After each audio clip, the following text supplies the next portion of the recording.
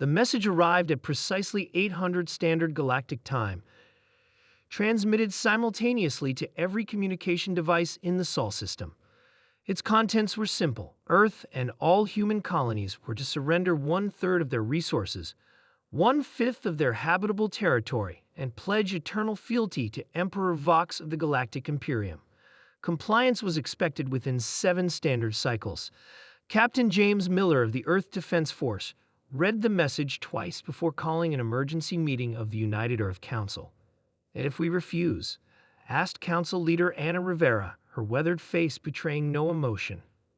Admiral Thomas Reed, a veteran of the Mars Uprising, leaned forward. "Every species that's refused has been obliterated.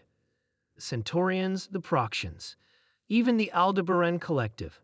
All gone." The room fell silent. The Imperium had conquered 3,000 worlds across 7 galaxies in just 50 years. Their technology was superior, their warships numerous, and their methods ruthless. No civilization had successfully resisted them. "Then we'll be the first," Miller said simply. The Imperium's ambassador, a tall, 6-limbed being called Executor Kral, seemed genuinely perplexed by humanity's response. "Perhaps I was unclear," Kral's translator device intoned flatly. "This is not a negotiation. The Emperor demands your submission." Miller stood alone in the neutral station orbiting Jupiter, facing the alien diplomat. "And we respectfully decline. Humans don't surrender to threats." "You misunderstand your position," Kral replied. "The Imperium has cleansed 17 species from existence this cycle alone. Your primitive weapons and limited resources cannot save you." Miller smiled. "Maybe, but we've studied your previous conquests. You've never faced humans before." As he left, Kral transmitted a simple message to the Emperor's flagship. "Preparations for planetary cleansing underway. These humans are even more primitive than anticipated."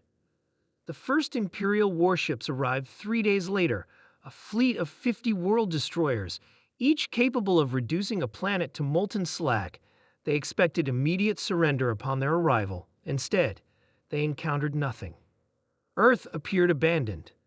The moon bases silent, Mars stations empty. The asteroid belt mining operations shut down. Even the gas giant refineries floated quietly, their power signatures dormant. Grand Admiral Varric of the Imperial Fleet frowned as his sensors swept the system again. "Where are they hiding?" "Scan for subspace signatures." "Nothing, Admiral," his second reported.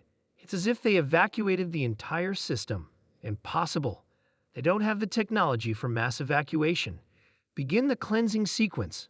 We'll start with their homeworld."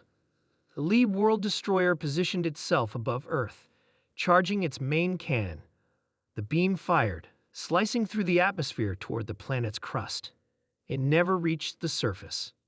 A shimmering energy field appeared, dispersing the beam harmlessly into space. Then, from what had appeared to be empty space, humanity's fleet materialized. Not the primitive ships the Imperium had expected, but thousands of advanced vessels unlike anything in their records. "Impossible," Varric whispered. "This is Captain James Miller of the Earth Defense Force," came the transmission across all frequencies. "Your weapons can't penetrate our shields. We've been studying your technology for years through our stealth probes. Did you really think we wouldn't prepare?" The battle lasted less than 6 hours. The Imperial fleet, despite its fearsome reputation, found itself outmaneuvered at every turn. Human ships seemed to predict their attack patterns, countering with precision strikes that disabled rather than destroyed. When it was over, 48 Imperial warships had been captured intact. 2 had self-destructed rather than surrender. Not a single human vessel had been lost. Admiral Varric, now a prisoner aboard Miller's flagship, couldn't comprehend the defeat. "How? The Emperor's fleets have conquered galaxies. How could you possibly?" "Unlike everyone else, we chose not to fear you," Miller explained. "While other species surrendered or fought hopeless last stands, we studied, planned, and adapted.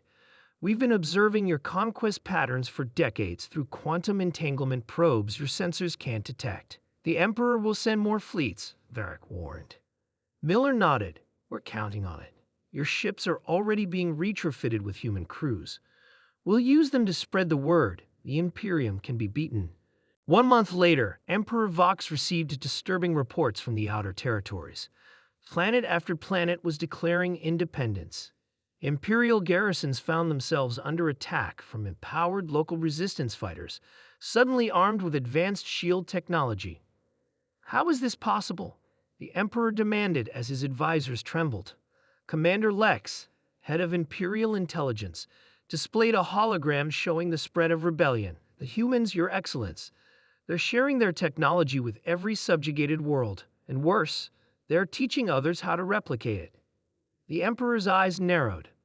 Then we will crush these humans with our full might. Prepare the annihilation fleet.